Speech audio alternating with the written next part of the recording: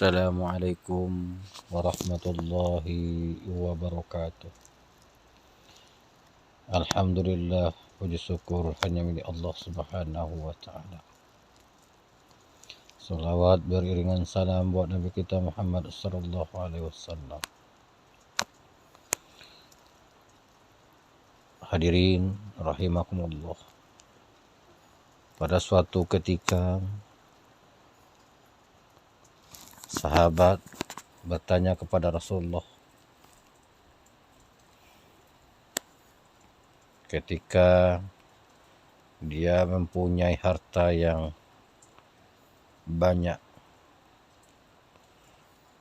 dia ingin menginfakkan sebagian hartanya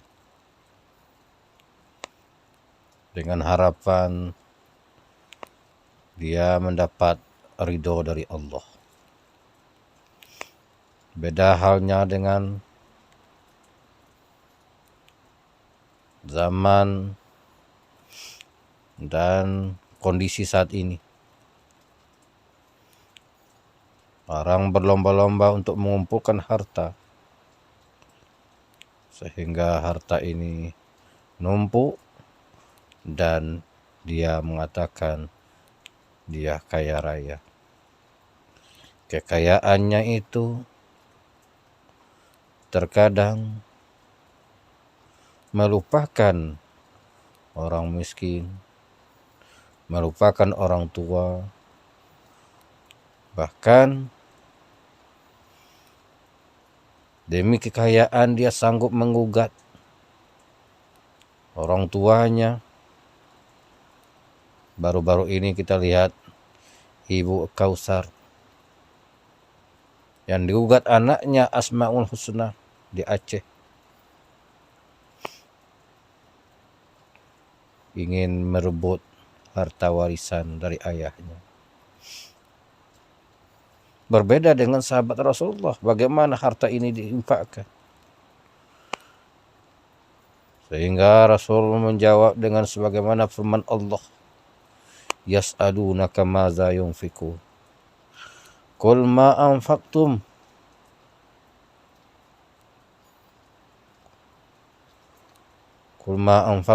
min khair faliwa lidaini wal yatama wa aqrabin wal yatama wal masakin wa ibnis sabil wa man taf'alu min khair fa innallaha bihi alim. Sahabat Rasulullah berkata, "Madza yunfikun?" Apa yang saya infakkan ya Rasulullah? Pada siapa saya infakkan harta yang baik? Kamu infakkan harta yang baik itu lil walidain, pada orang tuamu, wa aqrabin, dan keluargamu, wal yatama, orang yatim, dan wal masakin, orang miskin, dan terakhir disebut wa ibn sabil. Wa man taf'alu, siapa yang mampu berbuat sedemikian itu, fa innallaha bihi alim, sesungguhnya Allah Maha mengetahui apa yang kamu perbuat. Di dalam firman ini Allah memberikan gambaran tahap-tahap dan bentuk-bentuk kita melaksanakan menginfakkan harta. Infak kepada orang tua karena begitu susah, letih, payah, keringat, bahkan orang tua merawat kita. Sudah saatnya kita menjalin silaturahmi dengan cara berinfak. Yang kedua,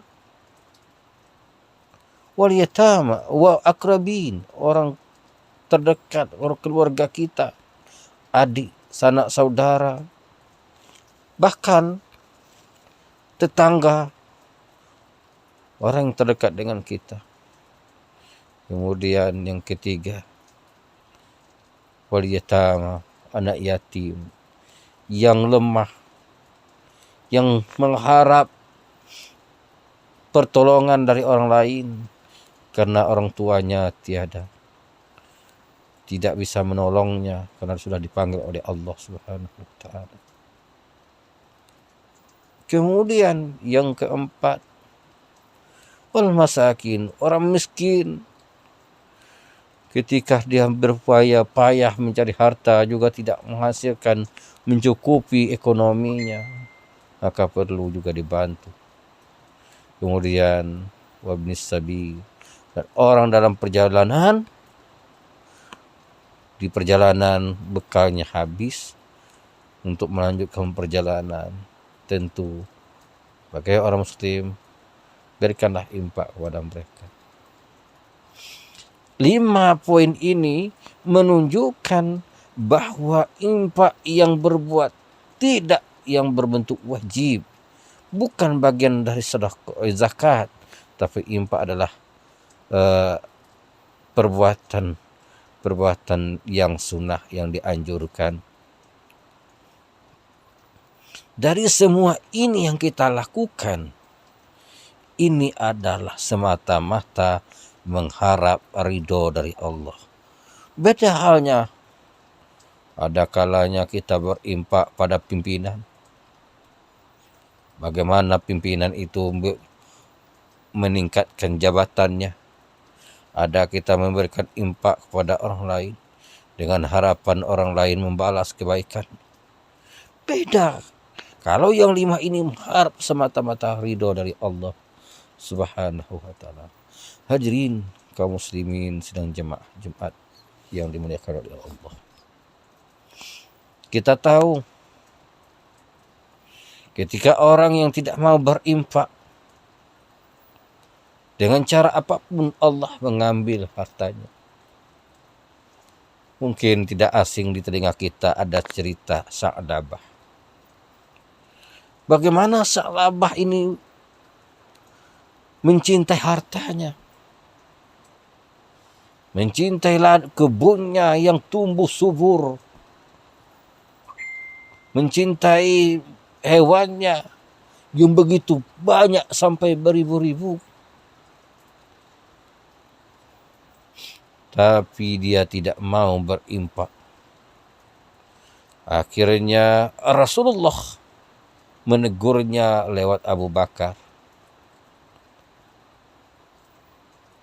untuk berimpak.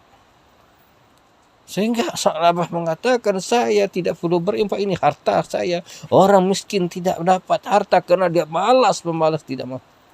Sehingga dia mencaci menghina. Akhirnya apa? Berita dari Abu Bakar, Rasulullah tersenyum. Tidak berapa lama, Sa'labah diberikan oleh Allah Subhanahu wa taala berbentuk ancaman kepada orang yang kikir. Allah ambil, Allah musnahkan kebunnya yang tumbuh subur selama ini. Allah musnahkan binatang, ternak-ternaknya yang begitu banyak. Dan bahkan karyawan-karyawannya sudah mulai mengundur diri kerja jadi Sa'labah. Ini menunjukkan bukti kalau Allah hendak mengambil harta dari kita sangat mudah. Maka oleh karena itu, jadikanlah kita orang yang al-yadun uliya minal yadus sufla. Orang tangannya di atas lebih baik dari tangan dia. Memberi ringan tangan pada orang putih, tak menyakiti. Dan begitu pula pada orang lain, keluarga, saudara. Barakallahu wa lakum fil Qur'anil azim. Innahu wal ghafurur rahim.